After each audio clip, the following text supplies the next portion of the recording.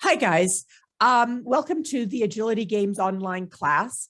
And I'm looking right now at this being our November class, but November and early December. Very likely it will continue on for a good portion of the winter for those of you who would like to do it. It is not about agility in any way. We will not be doing, I don't think, any agility equipment.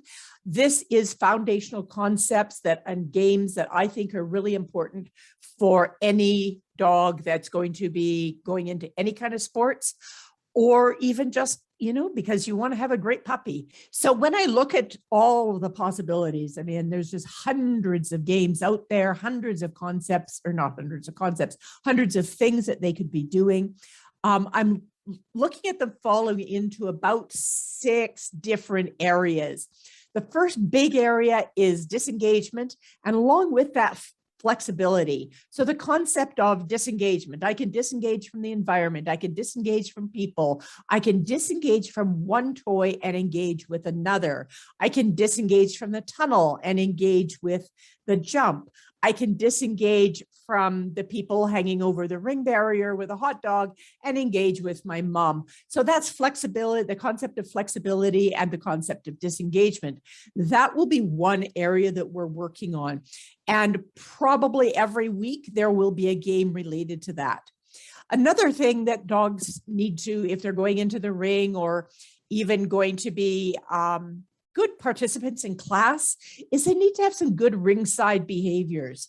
So I'm thinking of the games like 2 paws up and middle, shadow, a little bit of shadow handling, games that help the dog to so that you can look at what you're looking at and the dog can stay engaged with you, or has small things to do that can tell you how they're feeling at that time. So that's a second area. First is disengagement and flexibility. Second is ringside games. Third is thinking in arousal. Huge for our sports dogs. I know because I have aroused dogs that I try to teach calmness to.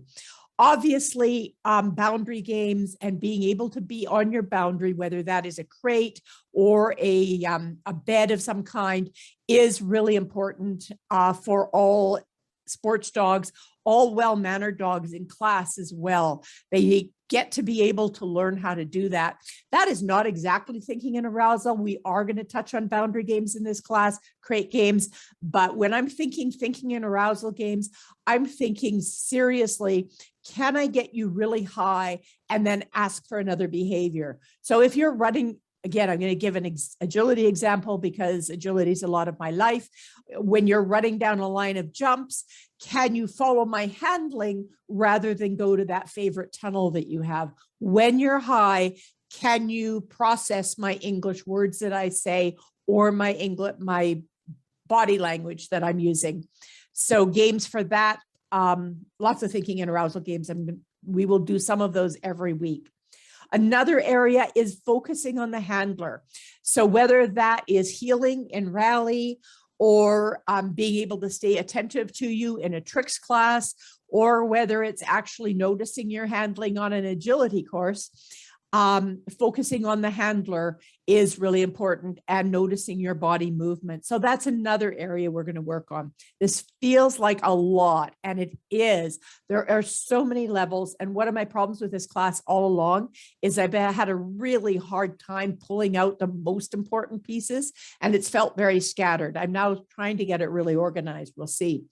Another area is fitness, because really your dogs don't need exercise. They need fitness. And fitness works all of those small muscle groups. And I say that flippantly, your dogs don't need exercise. Of course, your dogs need some amount of aerobic exercise, but actually doing fitness is tiring for the dogs. And whether it's for heads up healing and rally, or for a proper jumping style, having good core strength, good rear end awareness, being able to extend sometimes and collect sometimes, all of that is really important for sports dogs, every dog really. I know that as a As a young person, I did a lot of sports and my big muscles got really strong. But what I didn't do is a lot of the fitness stuff. And therefore, my smaller muscle groups were very weak. And that has caused me problems over time. And it's the same thing for the dogs. The dogs that are going off running all the time. It's great. They've got really good cardio strength. They've got good big muscle groups, but they may not have the precision that they need for using their small muscles. I'm not a physio. I don't know the right words. Another area that they need is confidence. They need confidence of noises, things that happen outside the ring. That was huge for Naya when she was a puppy. When we were doing rally, she would be very concerned about the dogs outside the ring. She didn't have the confidence that she could work through that. So games like Noise Box, Cardboard Chaos, things that move, because teeters and agility or wobble boards or whatever for tricks class, or just walking across a log that if you're doing parkour, that somehow stumbles, really important. So again, those 6 areas that I'm going to be looking at in each class are disengagement and flexibility, thinking and arousal, ringside behaviors, focus out the handler, fitness, and confidence. That does not mean that we're going to be doing 6 games in every class. We are not going to get through 6 games in an online class. We might in an in-person class, but unlikely in online. So I will be picking and choosing and trying to choose games that overlap, but those are my concepts, my things that I'm looking at in this class. So how this class is going to work, what you're going to need is you need either your laptop or if you're going to participate and I'm going to be watching your dog. There are going to be some people who are just auditors. So they will watch the class, they will take in the information, they may work with their dog outside of class time. But if you're actually going to be working with a dog in class time, what you're going to need is either a laptop so that you can move the screen and we can see the ground, now you can't see my head, or an iPad or a phone that's on horizontal. So this way, because if it's vertical, it's less screen area. And again, so that you can watch others on the screen, you can listen to me talking, you can see me talking, you can see any demos that I do or any videos that I play, but then you can also adjust it so we can see a small floor space that may be like 5 by 5. 10 by 10 is nice. 5 by 5 is adequate when you're actually working. So having a tripod or something like that, having your phone propped up if you're using a phone or an iPad, really important.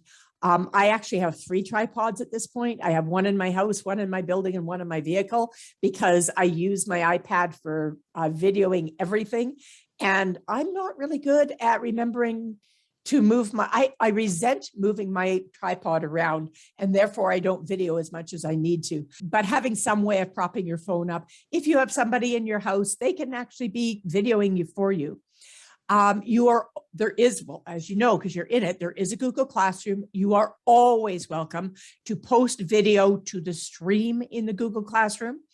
And I will show you how that will work in a moment.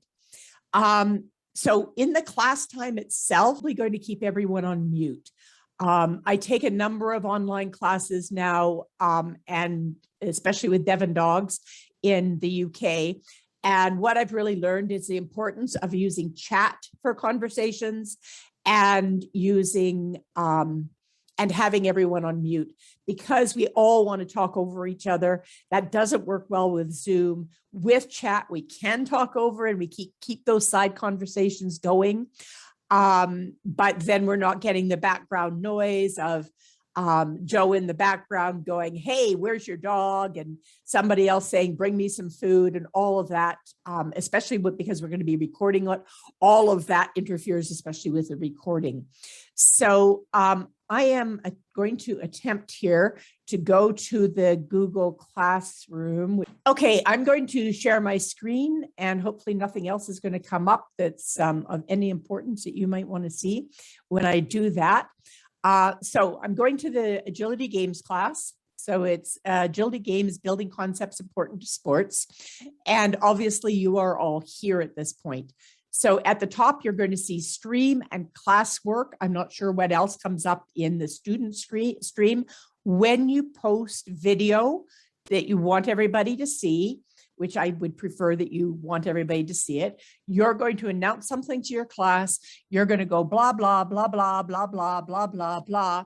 And then you can either link it through YouTube or through your Google Drive doing that link. And then you hit post. And the video and your comment will come up. You have to post a comment in order to post a video. If you don't like it, you can just go in and delete it, as I've just done. Classwork, weekly classwork is going to be in the stream. And this is my working copy right now. So what you're watching right now is making cake. Who doesn't love cake? And then the exercise, the games that we play in week 1 will be there. The games that we play in week 2 will be there. Each week there will be add-ons. So for example, week 1 has middle.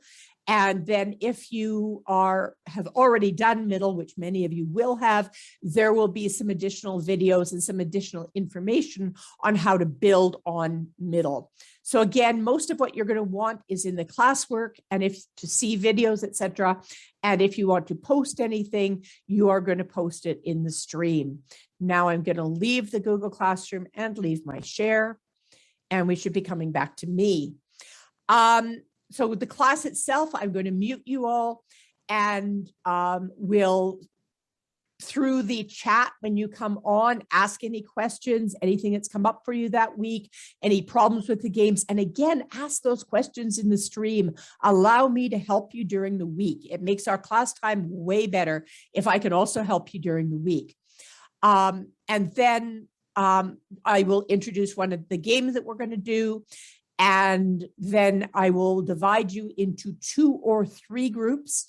Each group will have 1-2 minutes probably to work the game. I will be silent during that time. I may take some notes because I've found that as I go in and want to coach, I interrupt people's trains of thought, and that's not good. So I will make some notes on what I'm seeing. So we'll have group A will work, group B and C will watch, then group B will work, group A and C will watch, and then group C will work, and group A and B will watch. All depends on how many people are in the class. I don't want to have more than about 4 people working at a time. But what this is it gives you the opportunity to watch other people. You can be making comments. You can be telling them what the great things they're doing in the chat so they can see it.